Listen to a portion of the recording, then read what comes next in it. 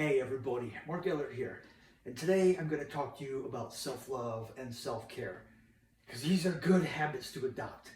For the longest time, I used to be bad about letting my discouragement and my disappointment take over. Perfect example. So for some of you who know, a couple years ago, I was diagnosed with something called carpal tunnel syndrome. Carpal tunnel is basically, I'm a very overactive person, so I have actually soft tissue swelling in my wrists, which actually compresses the nerve that runs through my hand, and it gives it a lot of chronic pain. And now, see, the reason this was a problem, again, I'm an active person. I'm a musician, I enjoy exercise and working out. Being an active person and getting carpal tunnel, I actually had to start to moderate things and actually stop a lot of these activities that I enjoyed. So when I got that diagnosis, that was really detrimental. I was just black and white thinking. I was like, wow, carpal tunnel, I have this chronic pain syndrome. Now I can't do everything. I basically just gave up on everything that I loved. I stopped playing music, I stopped exercising, stopped doing all the things that made me happy, and I was just carpal tunnel. That's all I saw across the forefront of my head was just carpal tunnel. It's like, that's who you are, that's what you have, you can't do anything. I let that disappointment of giving up of all of those things take over. But then after a while, I realized how detrimental it was to my mental health. It's all I did was ruminate and think about the things I wanted to do. But I could have used that energy to do those things. I couldn't do them as much as I wanted to all day, every day, but I just had to find moderation, and I had to be realistic with myself. Because also I didn't have to do black and white, just stop playing completely. Moderation was a good word here. I play drums in moderation, when I can and when I'm not having symptoms. I limit myself to the time I'm playing. Also, same thing with guitar, I limit to the time I'm playing. Now, the one thing that I wanted to get to was my exercising. Because actually, that's something I miss a lot. 4 years ago, I was in the best shape of my life, basically. One of the best shape I've probably ever been in. I really miss it. Got a lot of compliments from people in my exercise and my workouts. I noticed huge improvements, and I was very happy with my physique. The healthier your body, the healthier your mind. I really enjoyed my physical activity and taking care of myself. Being told I had carpal tunnel and I basically had to stop exercising was detrimental. It's something I loved. Loved taking care of myself and doing my workout. It was a lifestyle. It was a huge lifestyle. So that was detrimental to my mental health. It messed me up. I was really depressed that I couldn't work out anymore. And I started losing a lot of weight, and I wasn't happy with my physique. I was actually pretty disappointed in it. But again, I was just doing black and white thinking. I was just thinking, I can't work out. But you know what? Carpal tunnel, I have a lot of swelling, soft tissue swelling in my wrist, compressing the nerve. So the nerve is actually not communicating with my hand. It's basically compressing it where the brain is not sending signals to my hand. I'm losing oxygen. There's reasons why. I became aware of what was happening. That's why I couldn't do my exercises anymore. Shit, literally I was doing like 95 push-ups a day, and it got to the point where instead of doing 95 push-ups, I couldn't do one.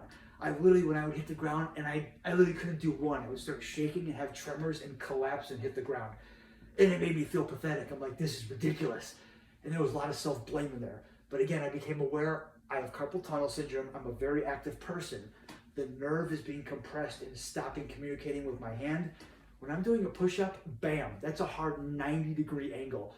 I already have swelling and the nerve is being compressed and not communicating with my hand at a 90-degree hard angle like that. The communication is even more harsh. That was even making the swelling and the compression way worse. So there was a reason for it. There was reason. I analyzed it, and I realized I became aware of what carpal tunnel is, and I brought my logic to that. I'm like, you know what? I can't do push-ups anymore because the wrist is too bent and it's cutting it off. Same thing with when I'm lifting weight. You have a lot of weight in the hand. It's actually bending at the wrist.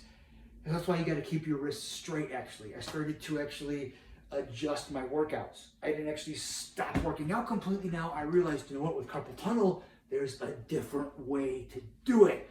I brought my awareness and didn't just black and white thinking yes and no, just completely stop and deprive myself. I find an alternative way. I moderated it. Found a way. Can't do push-ups because that's too much of an angle that's cutting it off.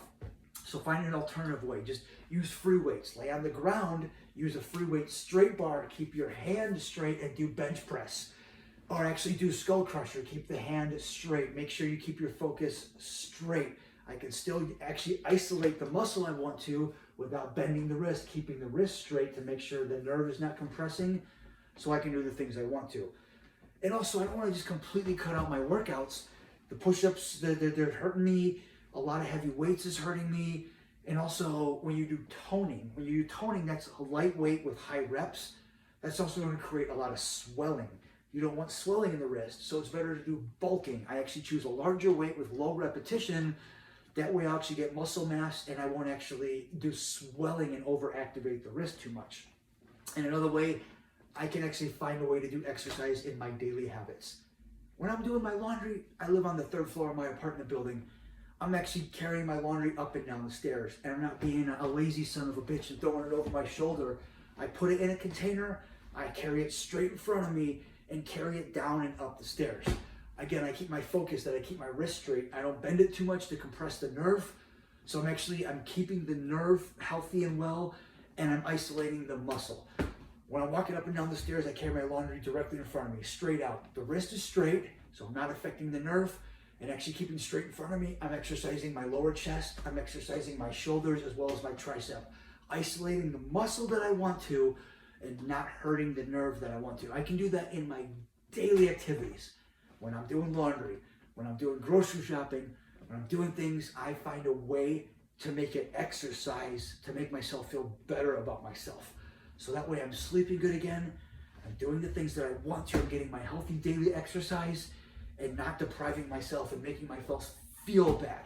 It's not my fault I can't do these things. I have a diagnosis.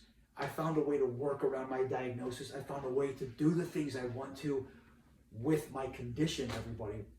I accepted I have carpal tunnel. I had to moderate certain things. But the things that I have to moderate, I don't have to completely stop doing.